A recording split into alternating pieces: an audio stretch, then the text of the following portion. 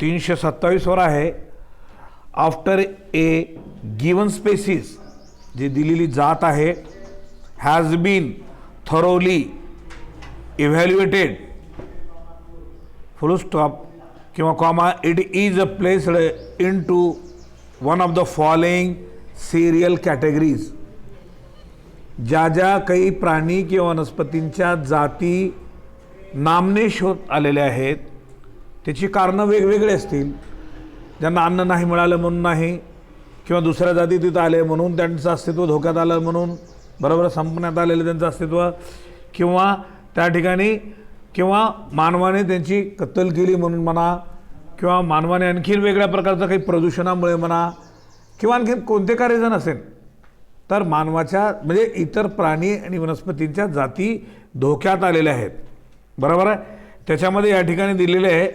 याच्यामध्ये त्या ठिकाणी बघा अशा वेगवेगळ्या प्रकारचे प्रकार आहेत. नंबर 1 एक्सनेक. एक्सनेक म्हणजे याचा अर्थ असा, या ठिकाणी याच्या अगोदर तुम्हाला याची व्याख्या देत असताना सांगितलं होतं मी, तरी या ठिकाणी बघा, a designation applied to the species in which the last individual has died or is not recorded. म्हणजे तिथे नेमून दिलेलं जे काही अगोदर असणारी स्पेसीज होती ती जात मेलेली आहे किंवा आज ते दिसायला तयार नाहीत. नोंद घेण्यासाठी ती जात प्राण्यांची नाही, प्राण्यांची म्हणा, वनस्पतींचं म्हणा, बरोबर, अशा पद्धतीचं आहे. यालाच एक्सनेक आपण म्हणतो. त्याच्यानंतर दुसरा प्रकार त्याच्यामध्ये बघा, एक्सनेक इन द वाईल्ड. वाईल्ड म्हणजे आता खूप त्याच्यामध्ये कमीपणा आलेला आहे, त्या ठिकाणी पूर्ण अस्तित्व संपूर्णच गेलं होतं, आता थोडं वाईल्ड दुर्मिळ असं आहे, अशा पद्धतीचं शब्दाचा अर्थ असा आहे. काय म्हणते, a category containing those species whose member survive only in captivity. Captivity म्हणजे बंधन. काही जातींना, काही वनस्पतींच्या, काही प्राण्यांच्या जातींना तिथे काय आलेलं आहे, बंधन आलेलं आहे. त्याची कारणं वेगवेगळे असू शकतील, बरोबर आहे. त्याच्यामुळं तिथे संख्या त्यांची कमी होत चाललेली आहे, असा त्याचा अर्थ आहे. त्याच्यानंतर नंबर 3 बघा, क्रिटिकल एंडेंजर्ड. शॉर्टमध्ये CR असं म्हणतात. क्रिटिकल म्हणजे त्यांच्यामध्ये त्यांची अवस्था फार बिकट होत गेलेली आहे.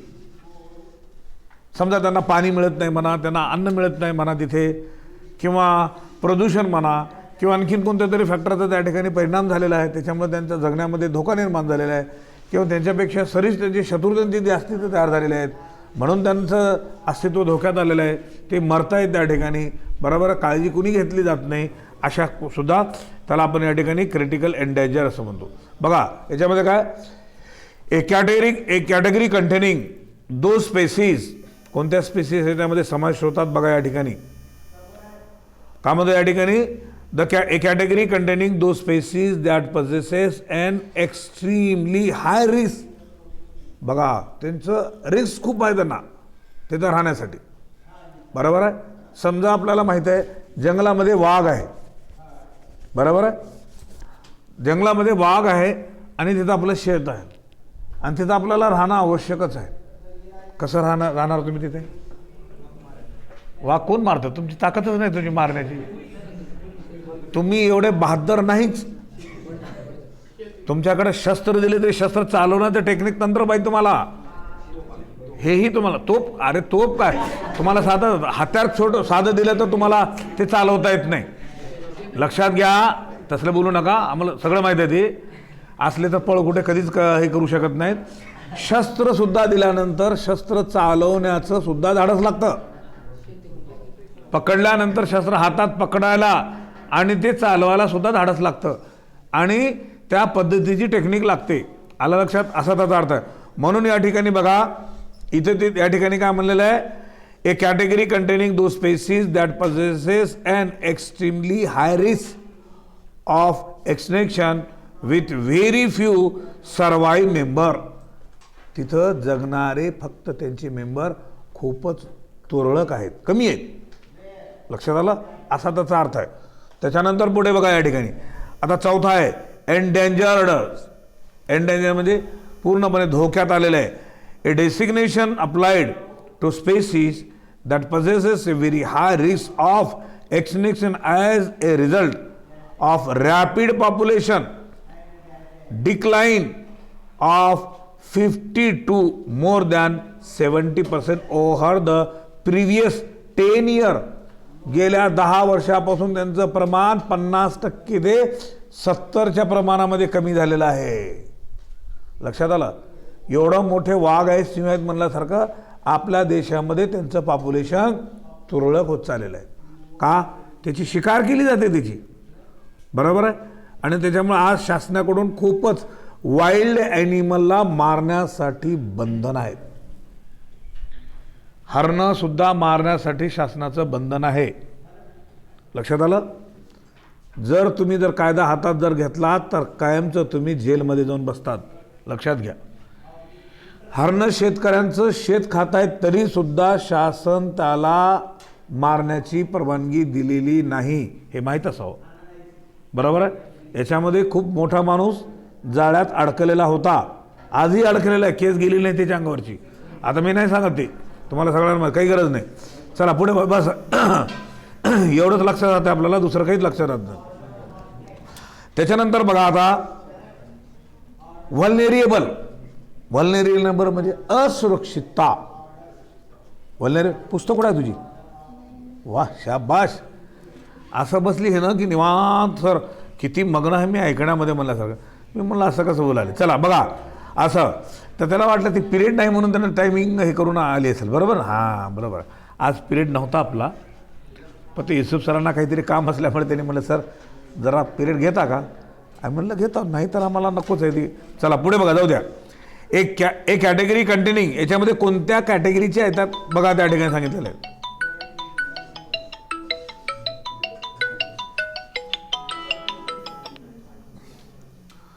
A category containing those the species that possess a very high risk of extinction as a result of rapid population decline of 30 to more than 50% over the previous 10 years. मागच्या 10 वर्षामध्ये त्यांचं प्रमाण 50 ते 70% मधून कमी झालेलं आहे असा त्याचा अर्थ आहे. त्याच्यानंतर near the threatened. Near the threatened म्हणजे जवळपास धोक्यात आलेले आहेत. कशात आलेले ती जात? Near the threatened. थ्रेटन्ड म्हणजे धोक्याने. ए डेसिग्नेशन अप्लाइड ए स्पेसीज म्हणजे कोणती स्पेसीज आहे असा त्याचा अर्थ आहे, बरोबर. नेमून दिलेली species that are close to becoming the threatened. मृत्यूच्या जवळपास पूर्ण त्या ठिकाणी आलेले आहेत असा त्याचा अर्थ. एवढं त्यांना धोका आहे त्या ठिकाणी. Or may meet the criteria for the threatened status in near the future. येणाऱ्या कालावधीमध्ये त्यांचं अस्तित्व टोटली धोक्यात जाणार आहे अशा प्रकारची परिस्थिती, बरोबर आहे. त्याच्यानंतर पुढे बघा या ठिकाणी लास्ट कन्सर्न. लास्ट कन्सर्न म्हणजे या ठिकाणी याचा अर्थ असा किमान चिंता तरी आहे त्याची. लक्षात आलं का म्हणतो? याचा अर्थ असा किमान चिंता, बरोबर आहे, असा त्याचा अर्थ आहे. घर आपलंच आहे पण घरात आपल्या त्या खोलीमध्ये साप गेलेला आहे, बरोबर आहे. घर आपलंच आहे, राहायचं तिथंच आहे आपल्याला, बरोबर आहे. कोणी बरेच ठिकाणी म्हणतात नाही होती गेला आता राहत नाही, पण निदान चिंता तर राहील की नाही. गाढ झोपल्यानंतर मा कसं होतं की गं बाई साप इकडून येते का तिकडून येते की मला चावते काही की, बरोबर आहे. आणि किती काळजी करता आपण त्या ठिकाणी. मारायला तर भेटा आपण, दुसऱ्याला म्हणतात तुम्ही तिथं झोपा, तिथं बसा तुम्ही, आम्ही नाही, मी आत्ताच दुखणं उठले हो, मला नगय माय असं म्हणतात, बरोबर आहे. इतना जान को हम डरते हैं, बराबर है. और ये जान के लिए डरना भी कोई चीज़ ज़रूरी भी है, बराबर. चला पुढे बघा. A category containing the species that are pervasive, बरोबर आहे. त्याच्यामध्ये या ठिकाणी काय म्हणजे परवेसिव्ह म्हणजे व्यापक, बरोबर. त्याच्यामध्ये व्यापक and abundant after the careful assessment. Careful assessment म्हणजे केअरफुल म्हणजे काळजीपूर्वक त्याचं लक्ष दिल्यानंतरही त्या ठिकाणी येणारी त्याची व्यथा. त्याच्यानंतर 8वा या ठिकाणी data deficient. a condition applied to species in which the amount of available data related to its risk of extinction is lacking in some way. कोणत्या तरी मार्गाने त्यांच्यामध्ये तो प्रॉब्लेम, त्यांची व्यथा तिथे निर्माण झालेली आहे असा त्याचा अर्थ आहे. त्याच्यानंतर पुढे नॉट इव्हॅल्युएटेड. नॉट इव्हॅल्युएटेड म्हणजे a category used to include any of the nearly 1.9 याचा प्रमाण दिलेलं त्या ठिकाणी millions of species described by scientist but not assessed by the IUCN. या संस्थेच्या मार्फत international union conservation of nature ही जी संस्था आहे ही पूर्णपणे त्याची निगा राखत असते, बरोबर आहे. किंवा आणखी तुम्हाला आपल्या मानवी आरोग्यासाठी जागतिक लेवलची वर्ल्ड हेल्थ ऑर्गनायझेशन आहे. जगामध्ये जिथे मानव जात त्यांचं आरोग्य धोक्यात येईल त्यासाठी काळजी घेणारी ही जागतिक लेवलची संस्था आहे असा त्याचा अर्थ झाला. त्याच्यानंतर असं म्हणतं या ठिकाणी कॅन यू टेल, तुम्ही हे सांगू शकाल का, का म्हणतं या ठिकाणी explain how loss of species diversity can harm ecosystem. Explain करताल तुम्ही काय म्हणून की कशा पद्धतीने स्पेसीज लॉस होत असलेली डायव्हर्सिटीमध्ये धोकादायक आहे इकोसिस्टीममध्ये. कारण धोका आता ह्याचं एक्सप्लेन करा म्हणतंय. खऱ्या अर्थानं तर या इकोसिस्टीममध्ये अन्न साखळी आहे. हा त्याला खातो, तो त्याला खातो, तो त्याला खातो, तो त्याला खातो, तो त्याला खातो, ही अन्न साखळी आहे, बरोबर आहे. Energy transfer from one medium to another medium. एका सजीवामधून दुसऱ्या सजीवामध्ये हे ट्रान्सफर होत असते. निसर्गानं निर्माण केलेलीच ही किमया आहे, बरोबर आहे. आपल्या हातात नाही, बरोबर आहे. वाघ आहे, मांसाहारी प्राणी आहे, बरोबर आहे. तुम्ही जर म्हटलं त्याला नाही नाही नाही नाही वाघानं मांसाहारी राहू नये, शिकार करून खाऊ नये, त्यांनी गवत खावं, शक्य आहे. त्याच्या तोंडामध्ये तुम्ही गवत जर टाकलं तर तिथं पोट भरतंय नाही. गाय, म्हैस, बैल हे शाकाहारी आहेत, लक्षात आलं का म्हणतो. आणि तिथे त्या ठिकाणी जर विचार जर आपण जर केला तर तिथे आपल्याला त्यांना खाऊ घालण्यासाठी आपण मांस दिले तर ते खाऊ शकतात नाही, निसर्गाने निर्माण केले. आता काही प्राणी दोन्ही आहेत, त्याला ऑमनिव्हरस असं म्हणतात. लक्षात आलं का म्हणतो. हेही चालतंय तेही चालतंय. एक्झाम्पल मॅनचं सुद्धा येऊ शकतो असा त्याचा अर्थ. चला याच्यामध्ये या ठिकाणी बघा give various categories of endangered species explained bye IUCN. बघा IUCNच्या माध्यमातून काय करायचं त्या ठिकाणी एंडेंजर्ड झालेल्या जे स्पेसीज आहेत तर त्याच्या नोंद ठेवायचं, बरोबर. कॅटेगरी नंतर तिसरा आहे what do you understand by invasive species. Invasive म्हणजे आक्रमण करणारे. आक्रमण करणाऱ्या जे काही स्पेसीज असतात तर ते बाहेरून आलेले काही असतील तर ते आक्रमण करतात आणि स्थानिक एंडेमिक स्पेसीज जर असतील तर त्यांना नायनाट करतात, त्यांना संपवतात किंवा तिथून हाकलून लावतात किंवा ते भिवून पळून जातात असा त्याचा अर्थ आहे.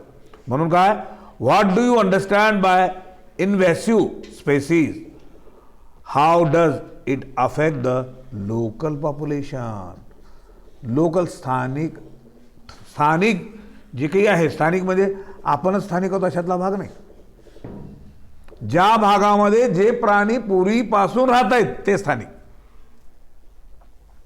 लक्षात आलं का म्हणतो. आपण काय म्हणतो, आपणच स्थानिक आहोत म्हणतो नाही. त्या भागामध्ये पूर्वी कोणते प्राणी राहत होते तो तिथला स्थानिक झाला त्या ठिकाणी असा त्याचा अर्थ. चला त्याच्यानंतर आता बघा कन्झर्वेशन ऑफ बायोडायव्हर्सिटी. कन्झर्वेशन म्हणजे संवर्धन करणे. कोणाचं करणे, जैविक विविधतेचं संवर्धन करणे, बराबर है. इस जमीन के ऊपर रहने वाले जो जो जानदार हैं उनको संभाल के रखना, बराबर है. आपल्याला खूप अशा प्रकारच्या प्राणी आणि वनस्पती बेनिफिशियल आहेत, फायद्याचे आहेत. म्हणून आपण गाय, म्हैस, बैल, हत्ती, घोडा जे काही असतील तर आपण हे काय करतो, पोसतो, त्यांना डोमेस्टिकेट करतो for the benefit of man, मानवी भल्यासाठी. कशासाठी आपण करतो त्या ठिकाणी त्यांचं संवर्धन? कशासाठी करतो? गाईला आपण का पोसतो, म्हशीला का पोसतो आपण? दूध, बरोबर आहे, लक्षात आलं. त्याच्यानंतर आणखीन बैलाला आपण का पोसतो? तो आपल्याला काम करतो शेतामध्ये या ठिकाणी, लक्षात आलं. आणि जर निकामी जर असेल तर त्याला कोणीही पोसू शकत नाही, परवडतच नाही त्याला त्या ठिकाणी, लक्षात आलं, राईट.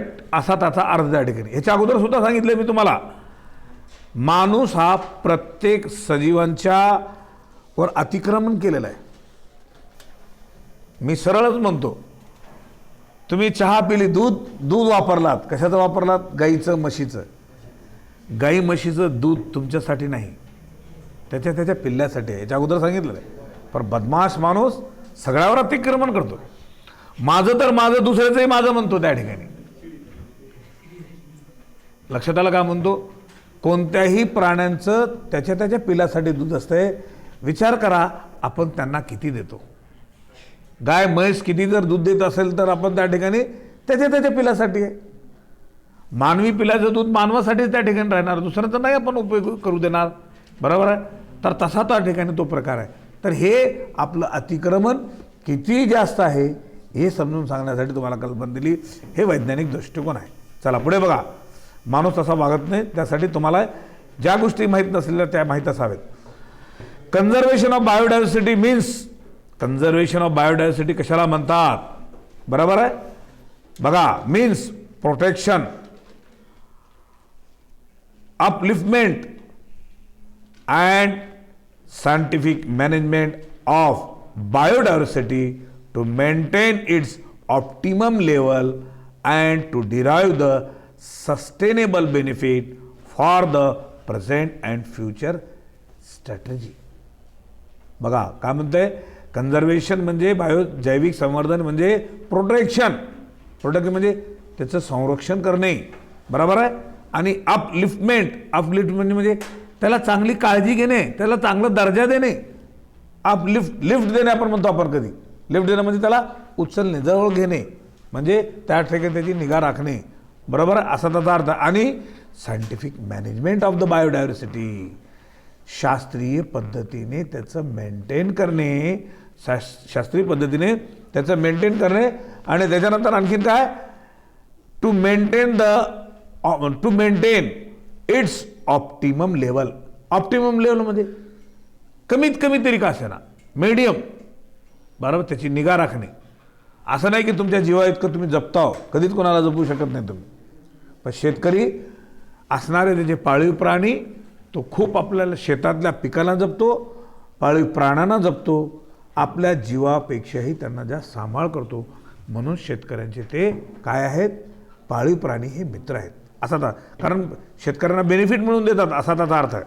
म्हणून या ठिकाणी and to derive the sustainable benefit, sustainable म्हणजे टिकाऊ अशा प्रकारचे, बरोबर, त्याचे बेनिफिट होतात for the present and future strategy, आजच्या घडीला आणि भविष्यासाठी सुद्धा. आपण हे कशासाठी उपाययोजना करतो, भविष्याचा वेध घेण्यासाठी, बरोबर आहे. आता तुम्ही शिक्षण कशासाठी घेतात, भविष्यासाठी, बरोबर आहे. शिकून काहीतरी चांगलं व्हावं म्हणून. कोणाला वाटतंय का मला 12वी सायन्समध्ये नापास व्हायचं वाटतंय? कोणालाच वाटणार नाही. वर्षभर न येणारालाही वाटतंय मी पास व्हावं, बरोबर आहे. रेग्युलर नसणारालाही वाटतंय मी जर अशाच ह्याच्यामध्ये कसं तरी मला मार्क्स मिळावेत, कोणालाही वाटतं त्या ठिकाणी. आणि रेग्युलर असणाऱ्यानंतर वाटणार, साहजिकच आहे असा त्याचा. चला पुढे. म्हणून या ठिकाणी why to conserve the biodiversity, biodiversity आपण का संवर्धन करतो. The reason for the conservation of biodiversity can be classified into 3 categories. त्याचे 3 कॅटेगरीज आहेत. नॅरोइंग किंवा नॅरोली, लिटरेशन रिझन, आता नॅरोइंग म्हणजे बारकाईने, आणि त्याच्यानंतर युटिलिटेशन म्हणजे उपयोगात, बरोबर आहे, रिझन कारण, बरोबर आहे, ज्यापासून आपल्याला खूपच अशा प्रकारचं बेनिफिट आहे, आपण त्याचं काय करतो, बारकाईने काळजी करतो, बरोबर आहे. गाई म्हशी जसं आहे आपण कसंही त्यांना सोडत नाही, कारण त्या आपल्याला बेनिफिट करतात, फायदा करतात, आपली इकॉनॉमिकली कंडिशन इम्प्रूव्हमेंट्स करतात, बरोबर आहे, वेगवेगळ्या पद्धतीने, म्हणून आपण त्यांची निगा राखतो. बघा पुढे बघा या ठिकाणी, म्हणून या ठिकाणी काय म्हणतो, since the time immemorial, immemorial म्हणजे प्राचीन काळापासून, since the time immemorial human are reaping the material benefit from the biodiversity. बघा खूप जुन्या कालावधीपासून माणूस काय करतो, आपल्या फायद्यासाठी त्यांचं जनावरांचं प्राण्यांचं संवर्धन करतो. आता पीक आपण जमिनीमध्ये घेतो म्हणजे पिकवतो म्हणजे काय, संवर्धनच झालं ते, बरोबर आहे. ज्वारी बाजरी गहू तांदूळ शेतामध्ये आपण जर पेरल्यानंतर काय करतो, आपण त्याचं संवर्धन करतो. काय संवर्धन करतो, राखण करत बसतो आपण त्याचं, दुसरे प्राण्यांनी येऊन खाऊ नये म्हणून शेताला कुंपण घालतो आपण, बरोबर आहे. आणि नंतर आपण एखादं कोणी गुरे ढोरे कोणी आले तर आपण त्याला हाकलून देतो, किंवा इतर प्राण्यापासून त्यांना नुकसान होत असेल तर त्यांचं आपण संरक्षण करतो, त्याचं संवर्धन करतो, असा त्याचा अर्थ आहे. म्हणून it may be derived resources for basic need such as, कशासाठी करतो, फूड, क्लोथ, शेल्टर और इंडस्ट्रियल प्रोडक्ट्स, अन्नासाठी, कपड्यासाठी, राहण्यासाठी, और इंडस्ट्रियल प्रोडक्ट, इंडस्ट्रीमधून मिळणारे जे काही प्रोडक्ट आहेत ते, like resin, tannin, perfume, bases etcetera, हे आपल्याला तिथून मिळत असतात, बरोबर आहे. त्याच्यानंतर पुढे बघा, for aesthetic use as the ornament or artifacts, medicinal use of plant animal is another major factor. वनस्पतींचा उपयोग आपण कशासाठी करतो, वनस्पती असतील प्राणी असतील कशासाठी करतो आपण त्या ठिकाणी, त्यांचं यासाठी करतो की ते मेडिसिन औषध म्हणून वापर करतो त्याचा, लक्षात आला, असा त्याचा अर्थ त्या ठिकाणी. आणि पुढे नंतर बघा त्याच्यामध्ये दिलेलं काय या ठिकाणी, it shares 20% of global medicine market.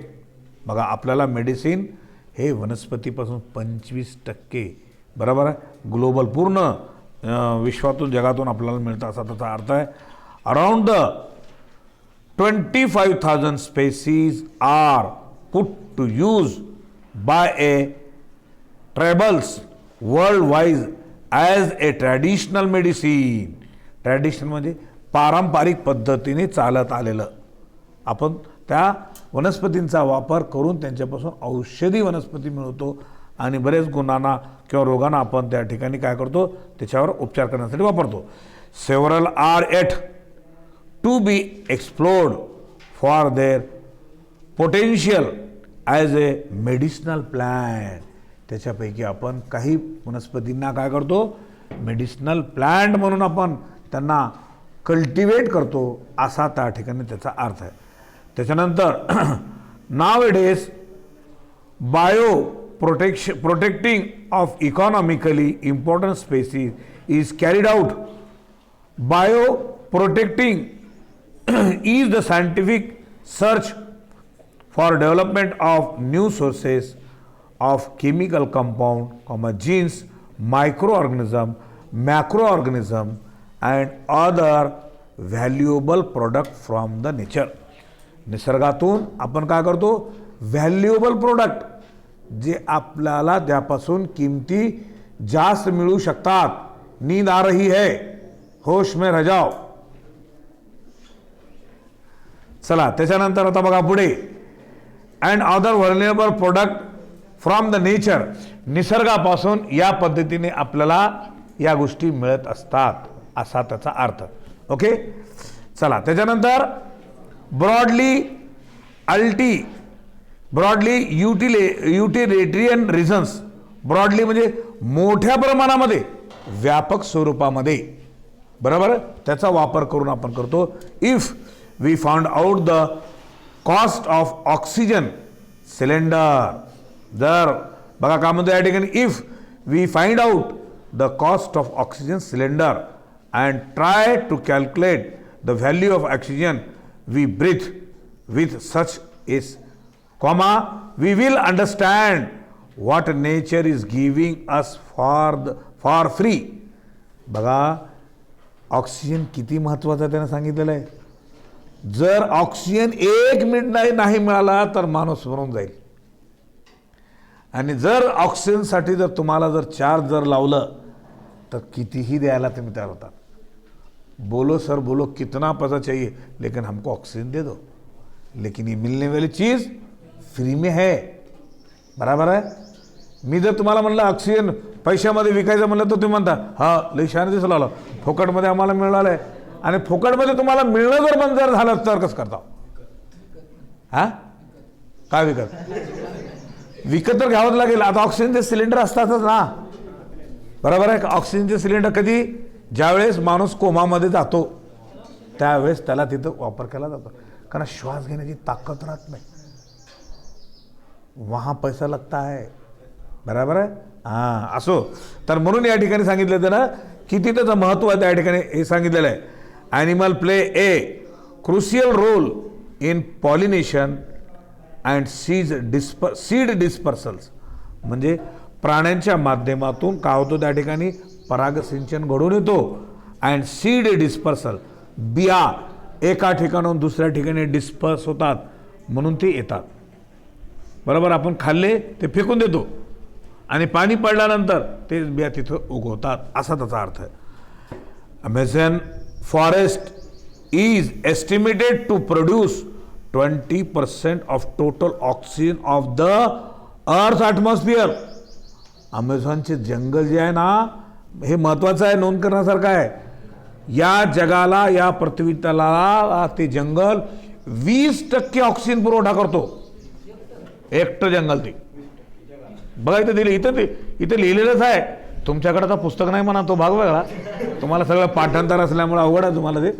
परंतु इथे या ठिकाणी काय म्हणतंय बघा परत, Amazon forest is estimated to produce 20% of total oxygen of earth atmosphere. पृथ्वी तलावर जेवढं ऑक्सिजनचं ॲटमॉस्फिअर आहे तेवढं 20% ऑक्सिजन कोण करत आहे? ॲमेझॉनचं जंगल आपल्याला देत आहे. किती महत्त्व लक्षात घ्या. त्याच्यानंतर पुढे बघा या ठिकाणी, we need to consider the recreational use of diversity to use. म्हणून ह्या डायव्हर्सिटीचं रिक्रिएशन करायला पाहिजे. संपत येत असतील तर पुन्हा यांची निर्मिती करणं आवश्यक आहे. बरोबर आहे. नाहीतर हे प्राणी आणि माणसं तर सोडून द्या, इतर प्राणीही सुद्धा जातील, आपल्याला सुद्धा धोका आहे असा होता. We must have come across a new about the devastating fires in Amazon rainfall in the August 219. ऑगस्टच्या महिन्यामध्ये 2019 मध्ये अमेझॉनच्या जंगलामध्ये आग लागली होती. पूर्ण जंगल खाक होणार होतं. मात्र पाऊसही असा पडला, निसर्गानं त्याला वाचवलं, नाही तर पूर्णचे पूर्ण जाणार होतं असा त्याचा अर्थ. 2019ची गोष्ट आहे असा त्याचा अर्थ आहे. आणि त्याच्यानंतर पुढे बघा, there are mainly cause in Brazil and are more man-made than the natural. Man-made इथे स्पेलिंग चुकली, मॅनमेड आहे बरोबर आहे, than the natural.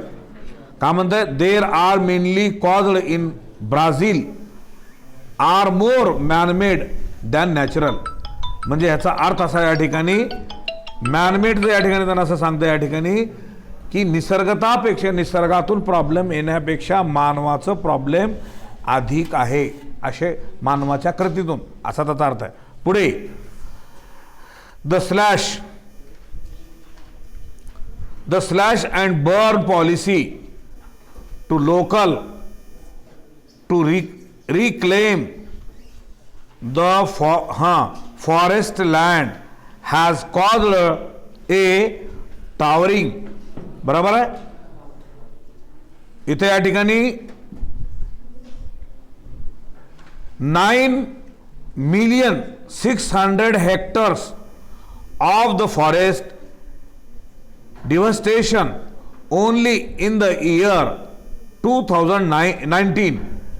We, the human, need to rethink about our attitudes towards the nature. म्हणजे आपलं वागणूक या निसर्गाला विसंगत आहे, कारण आपण स्वतःचा विचार करतो, निसर्गाची काळजी घेत नाही, म्हणून ही समस्या निर्माण होते. आणि तिसरा आहे इथिकल रिझन. इथिकल म्हणजे नैतिकता. काय नैतिकता पाळायची? हमें जान है उसमें भी जान है, बरोबर आहे. ही नैतिकता ओळखायला पाहिजे असा त्याचा अर्थ आहे. तर इथे आपण या ठिकाणी स्टॉप करूया.